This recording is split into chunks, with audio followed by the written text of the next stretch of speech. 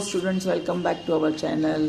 अब 12वीं वालों का अकाउंट्स का पेपर आ रहा है, तो अकाउंट्स के पेपर में 1 मार्क का जो ऑब्जेक्टिव आएगा एडमिशन ऑफ पार्टनर में से कैलकुलेशन ऑफ न्यू रेशो पे 1 मार्क का ऑब्जेक्टिव रहेगा, जिसमें आप लोगों को जो है न्यू रेशो कैलकुलेट करना रहेगा, प्लस एडमिशन का जो प्रैक्टिकल क्वेश्चन आएगा 12 मार्क का, उसमें 10 मार्क का, उसमें भी आप लोगों को न्यू रेशो कैलकुलेट करना पड़ सकता है। तो न्यू रेशो कैलकुलेट करना बहुत ही आसान है।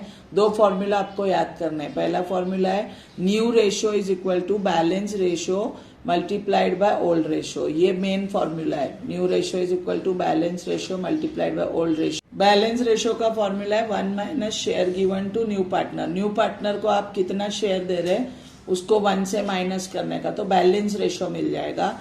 और फिर बैलेंस रेशो यहाँ पे डाल के ओल्ड रेशो तो दिया हुआ रहेगा, मल्टीप्लाई करोगे तो न्यू रेशो मिलेगा। अब हम इसका एक छोटा सा सम सॉल्व करेंगे। तो क्वेश्चन देखो दिया है, Mohan and Ganpat are sharing profits and losses in the ratio of 2:3। तो मोहन और गणपत ओल्ड पार्टनर है और ये प्रॉफिट्स एंड लॉसेज 2:3 में शेयर कर रहे हैं, मतलब ये ओल्ड रेशो है। 2:3 मतलब 2/5 3/5, 2 + 3 5 होता है। They admitted Chandrakant for 1/4 share in future profit. वो न्यू पार्टनर चंद्रकांत को एडमिट कर रहे हैं, जिसको वो 1/4 शेयर देंगे फ्यूचर प्रॉफिट में। The new profit sharing ratio of Mohan, Ganpat and Chandrakant will be as under. हमको कैलकुलेट करना है तीनों का न्यू रेशो। तो कैसे करेंगे कैलकुलेट, आइए मैं करके बताती हूँ। तो क्वेश्चन हमने पढ़ लिया है। ओल्ड पार्टनर के नाम लिख दो, मोहन और गणपत ओल्ड पार्टनर है। इनका रेशो दिया हुआ है 2:3। 2 + 3 5 होता है, मतलब अपॉन 5 आएगा। ये ओल्ड रेशो हो गया, इसको लिख देना है अंडरस्टैंडिंग के लिए। देन न्यू पार्टनर का नाम लिख दो, जिसका नाम है चंद्रकांत। ये न्यू पार्टनर का नाम है और इसको फ्यूचर शेयर दे रहे 1/4। इतना आपने लिख दिए।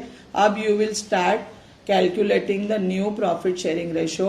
न्यू रेशो का फॉर्मूला क्या है, balance ratio multiplied by old ratio.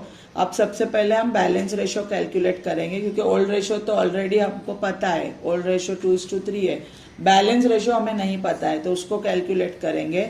So balance ratio is equal to, formula क्या है, 1 minus share given to Chandrakant. 1 minus share given to Chandrakant. ठीक है, तो हमारा 1 तो ऐसे ही रहेगा, माइनस हम शेयर कितना दे रहे हैं चंद्रकांत को 1/4, तो 1 माइनस 1/4 लिखेंगे। ठीक है, अब इसको सॉल्व कैसे करना है, तो 4 को यहाँ ले लेना है। तो 4 - 1 कितना हो जाएगा, 3 होगा, और अपॉन हमारा 4 ही रहेगा।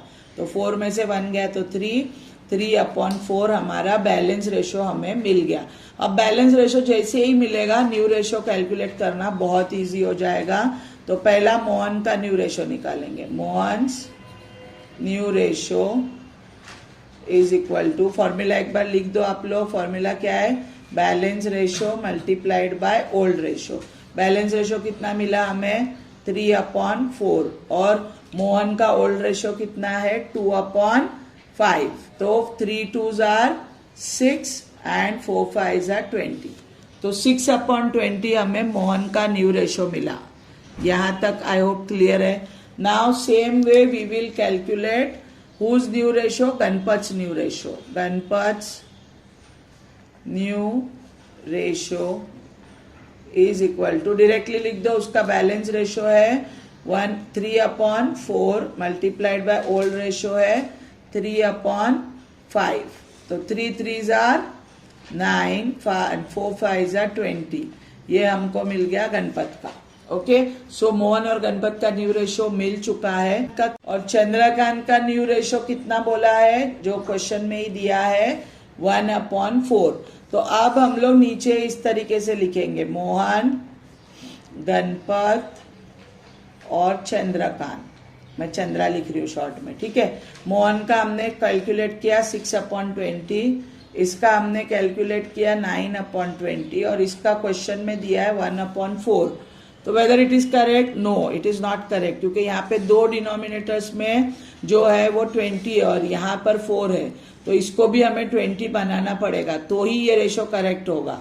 दूसरा वे कैसा है, देखो 6 + 5 15 होता है, 15 + 1 16 होता है, नीचे 20 है, तो ये इनकम्प्लीट है, इसको हम करेक्ट करेंगे। तो अगर 4 को आपको 20 बनाना है तो कितने से मल्टीप्लाई करोगे? 5 से। 4 5 या 20 होता है। नीचे अगर मल्टीप्लाई करते तो मैथ्स का रूल है, ऊपर भी मल्टीप्लाई करना पड़ेगा 5 से। तो अब हो जाएगा 5 1 जा 5 एंड 4 5 जा 20। इसको हटा दो। अब हमें करेक्ट रेशो मिल गया। क्या मिला? 6:9:5। 6 + 5 15, 15 + 5 20। नीचे 20 आ गया। मतलब न्यू रेशो हमें कितना मिला? 6:9:5। This is your new ratio. ये 1 मार्क के लिए आता है ऑब्जेक्टिव में। फटाफट कैलकुलेट करके आपको लिखना है।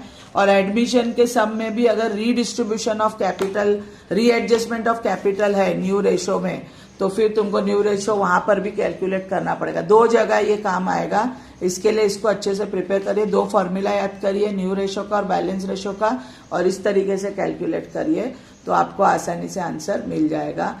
आई होप ये वीडियो इन्फॉर्मेटिव लगा होगा, तो लाइक शेयर करिए, और अगर चैनल पे नए तो सब्सक्राइब करना ना भूलिए। Thank you so much for watching.